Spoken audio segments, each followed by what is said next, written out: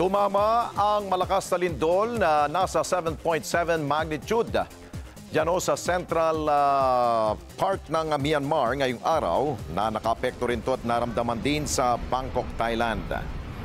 Ang epicenter ng lindol ay nasa layong 17.2 kilometers sa Mandalay na may populasyon na 1.2 milyon. At ayon sa mga testigo doon, nagtatatakbuhan sila sa lansangan. Bukod sa meron din pong umapaw na tubig dahil po sa swimming pool, dahil sa lakas po ng pagyugyug ng building, ayun, pati yung laman ng tubig sa mga pool, tumilapo na po sa kalsada. Abangan po ang detalye, lalo't meron na pong mga nasawi at meron pong mga natrap sa mga gumuhong gusali dyan po sa Thailand.